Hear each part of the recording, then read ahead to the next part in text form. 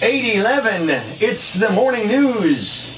Good morning, Yakima. It's Friday, and I'm Lance Tormey. David here. Thanks for being with us. School days, all those golden rule days. Yes, that's right. Right. That's right, Dave. We have a special guest in the studio to talk about school days. Newly appointed Yakima Schools Public Schools Superintendent, newly named. Hey, Dr. Jack Irion is in the house this morning. Good morning, Jack. Good morning. Thanks for being here, Jack. We know that you have earned the title of doctor, but you tell us you prefer to be just Jack, which is very, very, what's the word I'm looking for, Lance? Very Personable. personable of you, sir. Thank you very much. We appreciate that. Been in Yakima, gosh, pushing 20 years? Came here in the summer of 1997. Wow. Well, congratulations, first of all. Yeah. Thank you very much. I appreciate it. Yeah, since '97, you've been, and you're still the deputy superintendent with all those duties, right? There's no question about that. Yes, I have a full-time job as deputy superintendent. The official start date as superintendent is July 1st. Why did you want to switch titles and take on a lot more responsibility? It's a great question. You know, when my wife and I moved here in '97 and met with a real estate agent, we said that we only wanted the realtor to look for homes within the Yakima School District boundaries.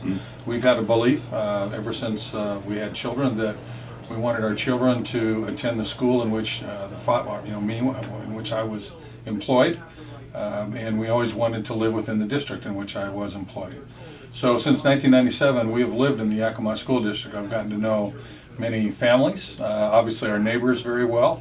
I have counseled, tutored, mentored students at all levels, elementary, middle, and high, and I simply want to do whatever I can to help all of our students be successful. So when Dr. Beraza announced her impending retirement and the job became open, my wife and I did have a conversation about that, and I want to serve the students here in the Yakima School District. I see it as a great opportunity for the students and helping them to achieve to their potential, and that's why I sought the position. And they just didn't hand it to you either, Jack. You had to compete against the folks from all over the country, right?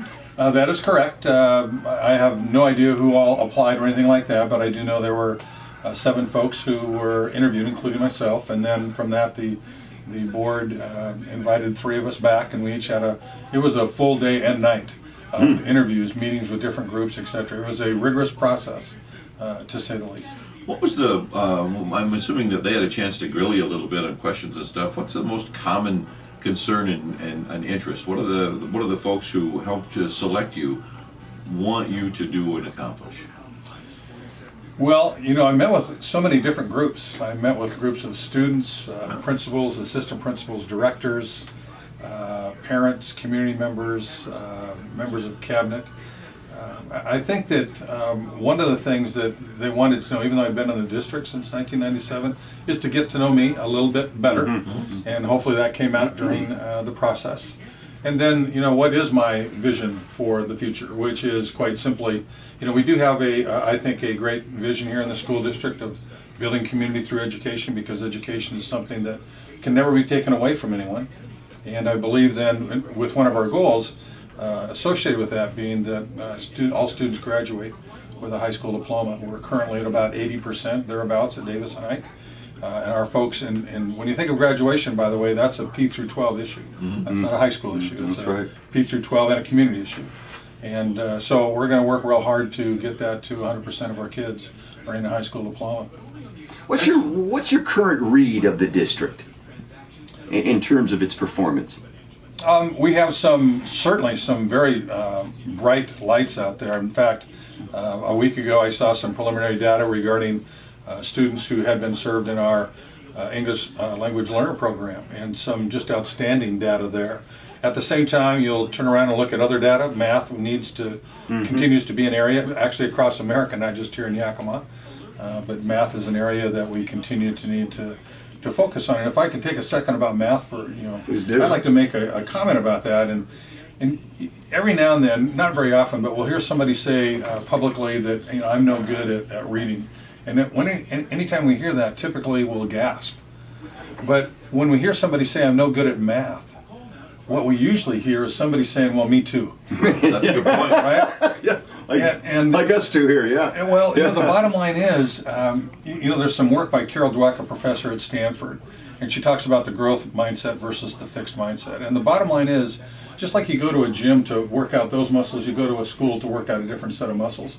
And all of our students can be successful in mathematics. I read a statistic, alarming statistic earlier this week, a national statistic. It was a survey done, and they found that approximately 60% of eighth graders have disassociated themselves in science and math. Don't want a part of it. And yet, across America, a term we hear currently is STEM, science, technology, engineering, and math. Boy, that's right. And then if you have 60% of our eighth graders across America saying that math and science isn't for me, you know, what kind of jobs will be available out there for them? So we need, you know, kids when they enter school, they are scientists. When they enter in preschool and kindergarten, they are scientists. And we need to continue to foster that. Well, how true. How true. I have some permanent stains on both the floor and my end table from my 6-year-old scientific experiments at this point. You couldn't be more right. They are so That's right. interested in learning and creating and mixing and all of that. And if you can keep that same sort of energy, interest, and passion going, that's what we're going to need to do.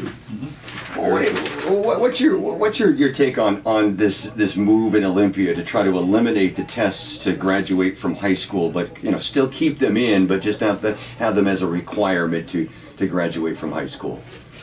Well, there does need to be accountability. And before we got into state testing, there was a concern in a number of states that young people would graduate with a diploma and then get into the work world and not have the skills necessary to be successful. So hence we saw this rise in accountability via testing across our nation.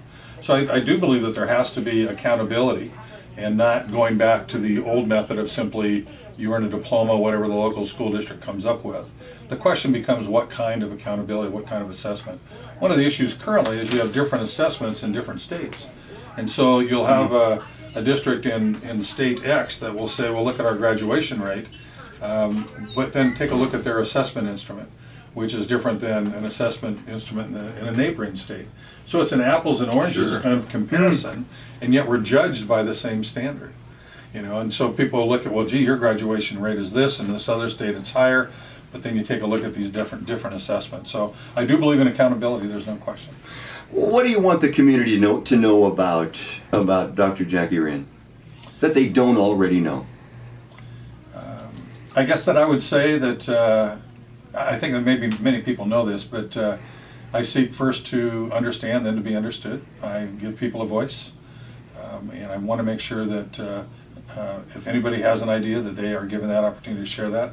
I don't believe any one person has the corner on good ideas, and so I believe fervently that I need to give everybody a voice, consider all different kinds of options, and then decisions will have to be made that I believe are in the best interest of our students. But everyone needs to have a voice. Talking about assessments and all of that, or goals to assess too. I read something this morning that said like 65% of the country is against Common Core, and as you just Google Common Core, one of the things that comes up is, could Common Core cause a Republican civil war in 2016? Where do you sit with Common Core?